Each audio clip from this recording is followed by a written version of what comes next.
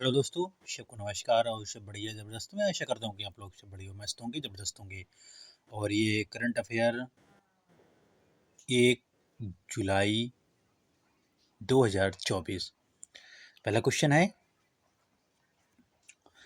जारी sustainable development report में शीर्ष स्थान पर कौन था? सस्टेनेबल एसडीजी आपने सुना होगा, एसडीजी सस्टेनेबल डेवलपमेंट गोल। इसमें कितने गोल होते हैं? 17 गोल होते हैं। चलो ठीक, पहले हम अपने आंसर पर आते हैं कि इसमें शीर्ष स्थान पर कौन था। ये था फिनलैंड। फिनलैंड है था पहले स्थान पर। फिनलैंड को क्या बोलते हैं? झीलों का देश बोला जाता है। फिनलैंड को झीलों का देश बोला जाता है। दूसरे स्थान पर स्वीडन, स्टॉकहोम जिसकी राजधानी है स्टॉकहोम, स्वीडन।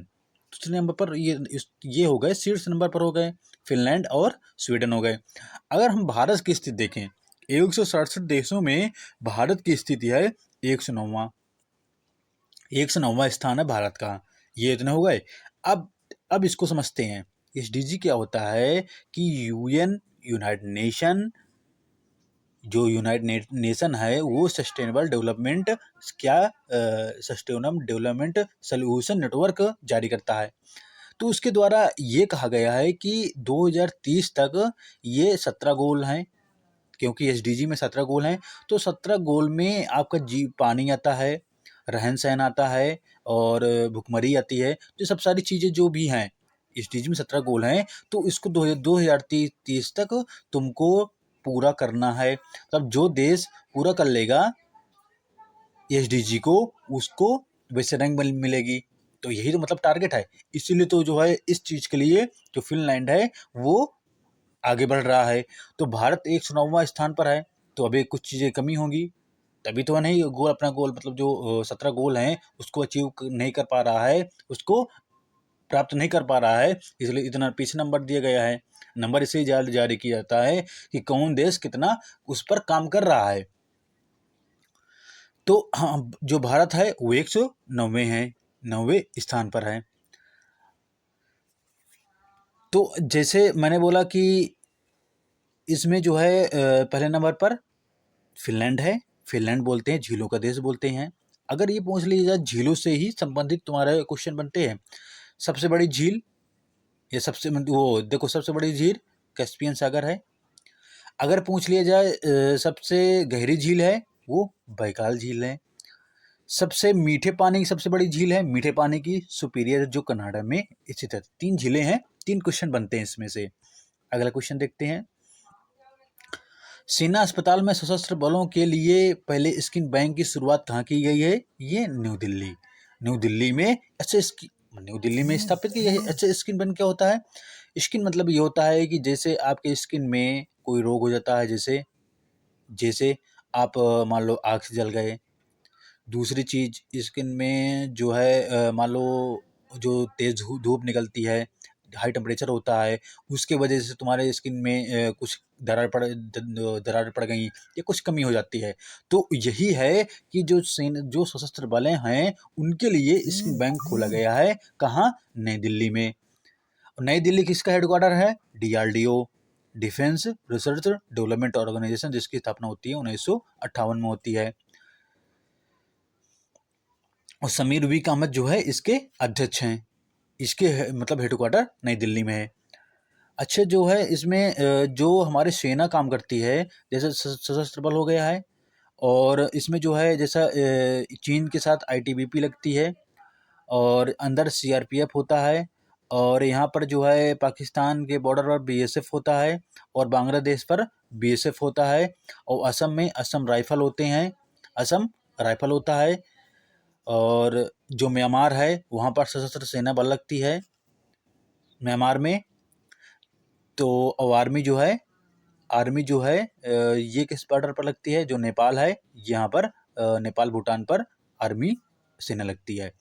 तो ये हमारे जो है कुछ सेना हो गए हैं उनसे संबंधित, ये कहाँ पर मतलब अपना जो है क्या करते हैं, ड्यूटी करते हैं, ये कहाँ कहाँ पर होते हैं।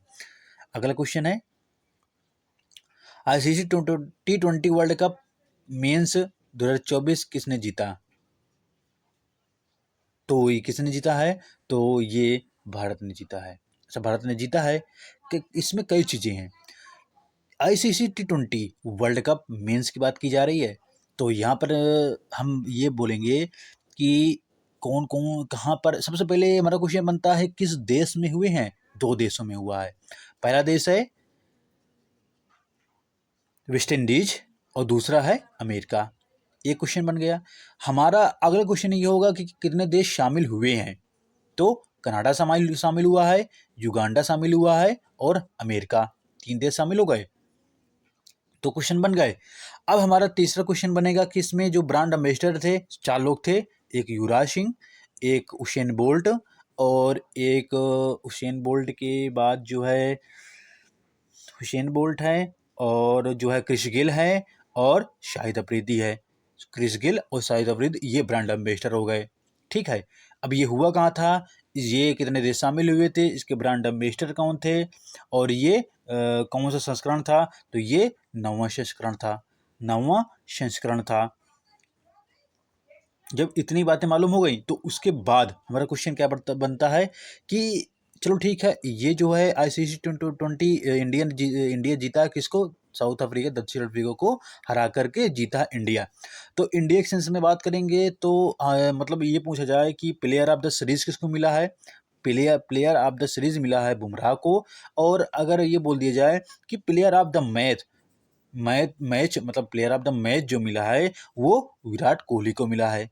विराट कोहली को प्लेयर ऑफ द मैच मिला है क्योंकि इन्होंने 59 गेंद में या 56 गेंद में इन्होंने 76 रन बनाया है, तो इसके लिए। और ये लास्ट मैच था ये, तो इसीलिए इनको प्लेयर ऑफ द मैच मिला हुआ है। अगर ये पूछा जाए कि अब अगला जो है आईसीसी T20 वर्ल्ड कप, अब हाँ, अब जो विराट कोहली हैं, रोहित शर्मा, दोनों ने क्या किया है, संन्यास भी ले लिया है T20 मैच से। अब नहीं खेलेंगे, संन्यास ले लिया है T20 वर्ल्ड मतलब T20 में मैच में। अच्छा, इसमें जो है 2026 में, अब 2026 में जो है अब T20 वर्ल्ड कप मेंस होगा 2026 में। तो ये कहाँ होगा, ये इंडिया में होगा और श्रीलंका में होगा। इंडिया, भारत में और श्रीलंका में होगा। अगला क्वेश्चन है ई फ्लो मॉनिटरिंग सिस्टम किसने लॉन्च किया है। तो ये कौन लॉन्च किया है, ये लॉन्च किए हैं जल शक्ति मंत्रालय के अधीन है। और जल शक्ति मंत्री कौन है, CR पाटिल। CR पाटिल जो है वो इसके जल शक्ति मंत्री है और जल शक्ति मंत्रालय के अंतर्गत आता है। अगला क्वेश्चन है विश्व संगीत दिवस कब मनाया गया है। तो 21 जून को मनाया गया है। आपने जो सुना होगा, मतलब जानते होंगे, अंतर्राष्ट्रीय योगा दिवस भी 21 जून को मनाया गया है और संगीत दिवस भी कब, 21 जून को मनाया गया है। अगला क्वेश्चन है किस हाई कोर्ट ने सार्वजनिक रोजगार में ट्रांसजेंडर व्यक्तियों के लिए 1% आरक्षण सुनिश्चित करने के लिए निर्देश दिए हैं, मतलब सुनिश्चित करने के निर्देश दिए हैं। तो जो ट्रांसजेंडर व्यक्तियों के लिए 1% आरक्षण है उसको सुनिश्चित किया है। तो ये आर्टिकल 16 में दिया गया है। इसमें क्या बोला गया है वही आर्टिकल में दिया गया है। इसलिए ये हाई कोर्ट ने, किस हाई कोर्ट ने, तो ये कोलकाता हाई कोर्ट ने। अच्छा, कोलकाता हाई कोर्ट ने, ये पश्चिम बंगाल में ही स्थित है। जैसे कुछ कोर्ट हाई कोर्ट होते हैं, जैसे जैसे जो तुम्हारे जो है केंद्र शासित प्रदेश हैं उनके हाई कोर्ट हैं। ये चंडीगढ़ है तो पंजाब, चंडीगढ़, हरियाणा, ये तीनों हाई कोर्ट एक साथ लगते हैं। यहाँ दिल्ली का हाई कोर्ट स्वयं का है। पुदुचेरी जो है ये कहाँ लगता है, तमिलनाडु में, इसका हाई कोर्ट है। तो दिल हो गया ये, मतलब दिल्ली, पुदुचेरी, और ये हो गया है दादरा नगर हवेली, ये महाराष्ट्र हाई कोर्ट है। जो लक्षद्वीप है उसका हाई कोर्ट है वो केरल में है। जो अंडमान निकोबार है उसका हाई कोर्ट है वो ये कोलकाता में है। तो इस तरह जो है जो केंद्र शासित प्रदेश हैं वो दूसरे हाई कोर्ट पर निर्भर हैं। तो हमारा जो क्वेश्चन था कि ये जो कोलकाता हाई कोर्ट है ये अभी बोला है कि जो ट्रांसजेंडर व्यक्ति हैं उनके लिए 1% आरक्षण सुनिश्चित करने का आदेश दिया है। और ये केस कौन था, इंदिरा साहनी केस था और उसमें बोला गया था कि मैक्सिमम जो है तुम 50% क्या कर सकते हो, आरक्षण दे सकते हो। लेकिन अभी जो है ये बोला गया था बिहार में सरकार ने ये किया था कि जो बैकवर्ड क्लासेस हैं उन पर जो मतलब जो है 50% था उसको बढ़ा करके 65% कर दिया आरक्षण के लिए। तो फिर क्या हुआ, हाई कोर्ट ने बोला कि ये गलत है, ये 50% से ज़्यादा नहीं हो सकता है, फिर इसको रद्द कर दिया। लेकिन अब उस टाइम पर क्या था, चुनाव मामला था या मतलब जो है ऐसे कुछ उनकी राजनीति खेल थी, तभी तो हुआ। नहीं तो केवल जो है 50% से तुम ज़्यादा आरक्षण किसी को नहीं कर सकते हो, तो 65% किसको मिल सकता है, किसी को नहीं मिल सकता है। तो ये बिहार सरकार ने किया था, तो इसलिए ये मालूम होता है कि 50% से ज़्यादा तुम आरक्षण नहीं दे सकते हो।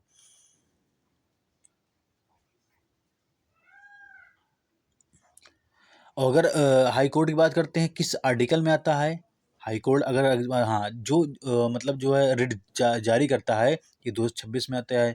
जो सुप्रीम कोर्ट होता है वो किस आर्टिकल में रिट जारी करता है, वो आर्टिकल 32 में करता है।